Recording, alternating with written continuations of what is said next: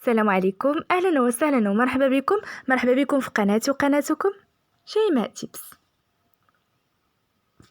الا كنتوا اول مره كتابعوني مرحبا بكم.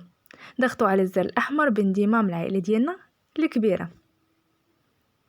اليوم الحلقه ديالنا غادي نفتتحوها بهاد لونغوس اللي عندنا، وغادي نقول لكم كيف ما كتشوفوا معايا في العنوان غادي نبداو الحلقه ديالنا، واللي هي عباره كيفاش نوريكم التنقيه ديال الحوت بثلاثه الانواع. اول حاجه لونغوس اللي هو جراد ديال البحر، وثالث حاجه بواسون روج اولا تيقولوا له الروج اولا الحوت الاحمر، وثالث حاجه هو سمكه الضفدع على ملعقه. الصراحه غادي نبدا لكم هنايا بلونغوس فريمون كيجي بنين بنين بنين. دونك غنشارك معكم دابا هي التنقيه، ما غاديش نوريكم كيفاش انني غادي نطيبو اولا غادي نحضروه. كيف ما كتشوفوا معايا هذه هي لونغوس اللي عندنا اولا جراد البحر على هذا الشكل.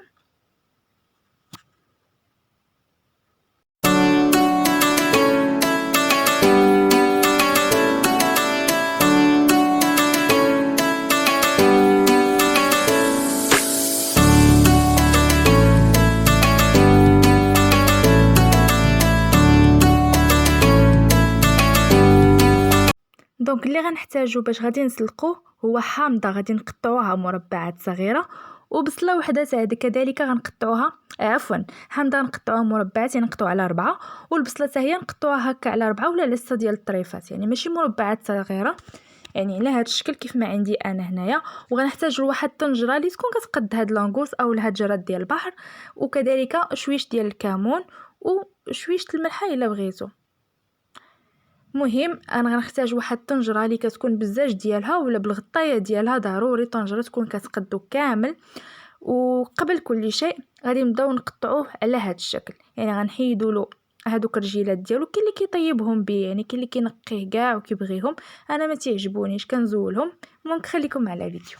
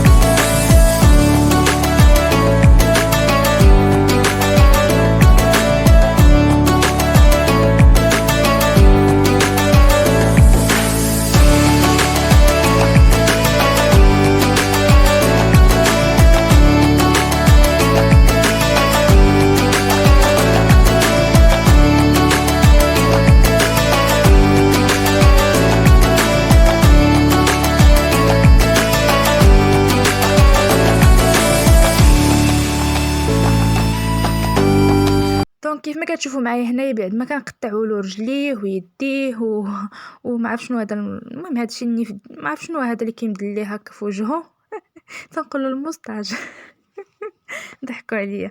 المهم هكا يديه ورجليه وداك الشيء كامل الزائد كنخليوها على هذا الشكل.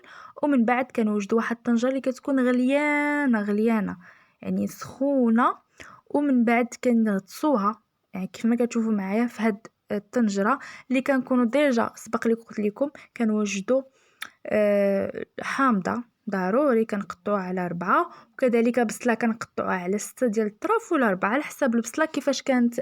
المهم انا درت هذه متوسطه الحجم، يعني على هذا الشكل.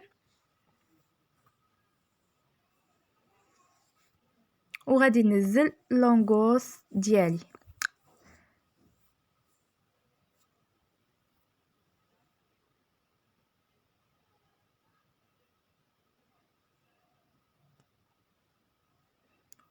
قبل كل شيء غادي ندير واحد الملعقه ديال الكمون اللي عامره،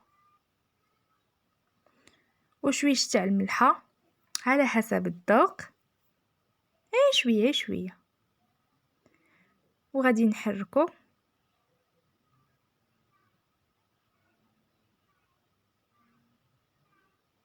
ونخليهم يطبخوا واحد 2 تاع الدقائق هكا بوحدهم، ونزيدوا عليهم لونغوس، ومن بعد نغطيوهم. ونخليهم حتى تبان لينا هذيك لانغوصه متجمعات، يعني طابت كتبان لينا هكا غوز ولات على هذا الشكل اللي غادي نوريكم في لا فيديو.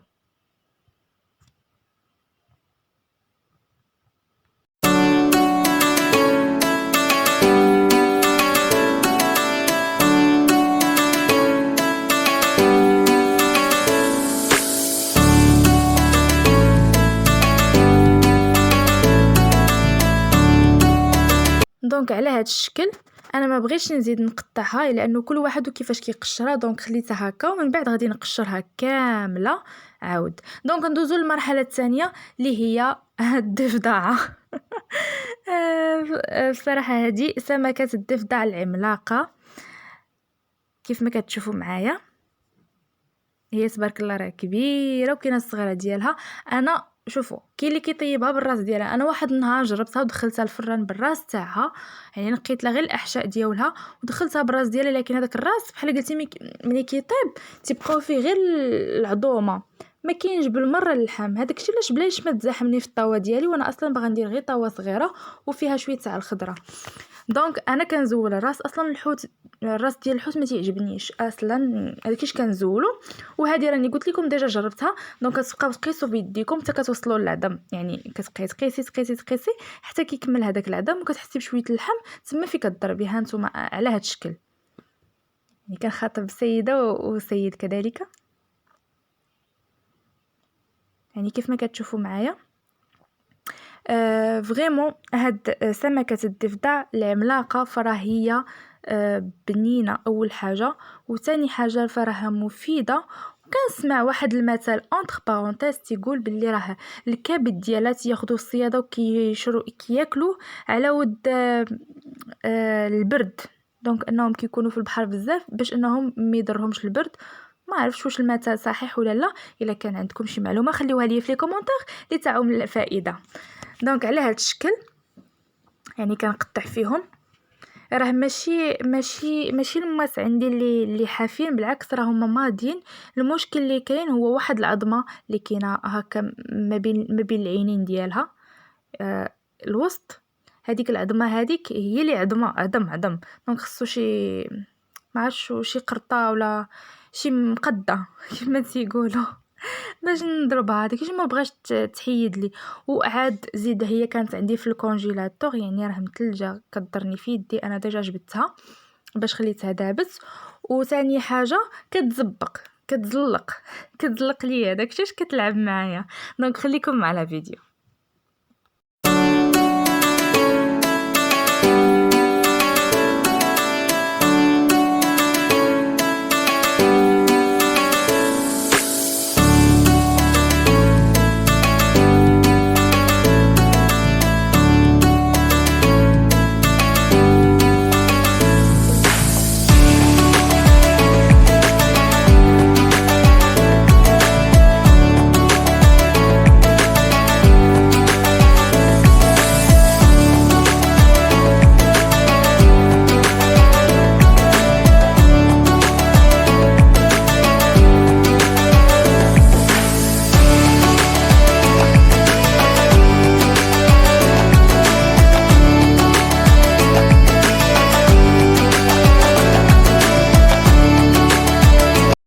دونك هذا هو العظيم اللي قلت لكم، هذا هو العظم اللي قاص. عرفتي شحال بقيت معاه في الكواليس مني قطعت لا فيديو باش ما يجيكمش طويل؟ بقيت معاها في الكواليس باش انها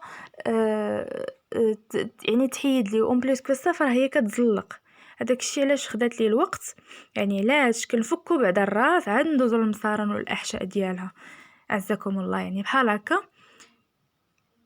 يعني على هذا الشكل كنزولو بعد الراس، لانه واخا تشوفوا هكا راه ما فيش اللحم. انا بعدا كاين شخصيا درتو في الفران هكا، وحده صغيره عندي ودرتها في الفران، فرا داك الراس كله تبخر وما عرفتش ولا بحال هكا عويدات صغار، ما بقاش فيه كاع اللحم.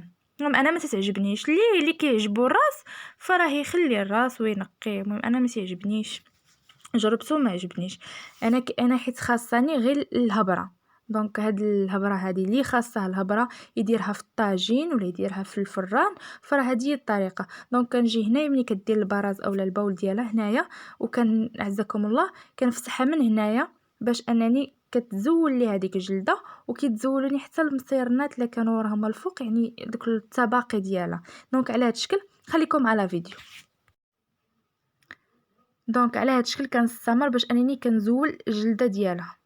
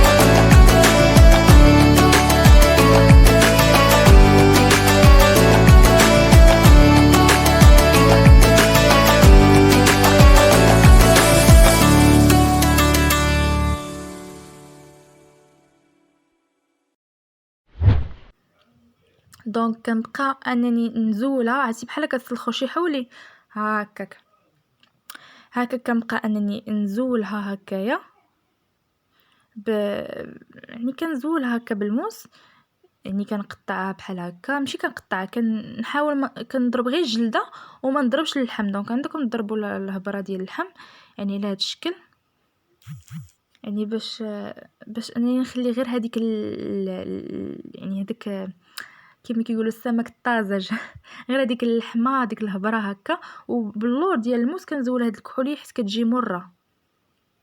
دونك كنحاول نديرها على هاد الشكل. دونك هذه هي التنقيه ديال الضفدعه، سمكه الضفدع ديال البحر العملاقه. هي هذه سهله ماهله، وكتبقى لنا تبارك الله هاد الهبره وغزاله وبنينه بنينه بنينه، ماشي حياتكم. دونك على هاد الشكل وندوزو مع بعض. هذه هي الروج اللي قلت لكم، تيقولوا لها هنا في الحواته، يعني الناس ديال الحواته تيقولوا لها الروج. الا كانت عندها شي سميه ما عرفتش، تقدر تكون عندها شي سميه اخرى، انا قلت عليها في جوجل ما عرفتش شنو سميتها الحقيقيه. دونك كيقولوا لها الروج، هذه هي اللي عارفه، بواسون دروج اولا الحوت الاحمر، اصلا هي راه حمراء. دونك غادي نزول الراس ديالها حيت ما كيعجبنيش الراس وما فيش اللحم.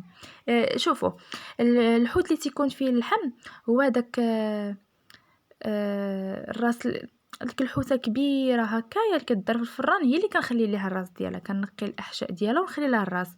وشكون عاوتاني كنخلي لها الراس؟ هي الميرنه. دونك كنجي كذلك من البلاصه اللي يعني في بلاصه كيكون البرز والتوابل عزكم الله، تما كنبدا نفتح وكنجبد الاحشاء ديالها كاملين عزكم الله، يعني على هذا الشكل، باش ما تيبقاش لينا هذيك الاحشاء وديك المروره كتجي خايبه في الماكله. هذه هي طريقه التنقيه اسهل ما يكون، يعني لا هذا الشكل كنضربها حتى كتوصل لهذاك العنق ديالها،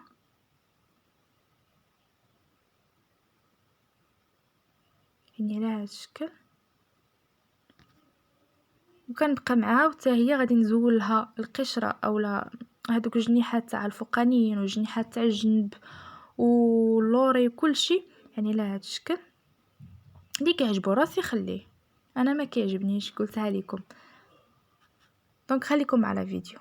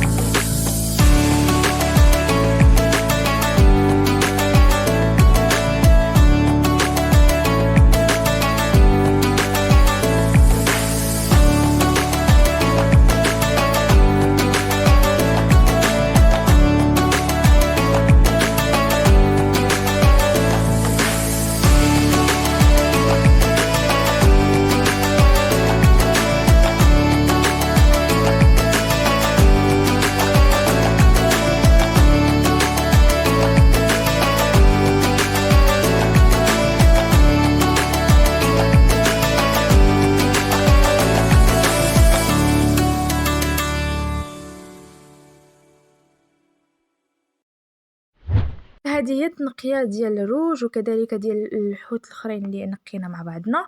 هذه التنقية مهمة، ماشي شي حاجة اللي ماشي شي وحده اللي خبيرة، ماشي بحال تبارك الله دوك الحواسه الكبار. انا غير حبيت نوريكم، تنقول لكم نهاية الفيديو. السلام عليكم ورحمة الله تعالى وبركاته.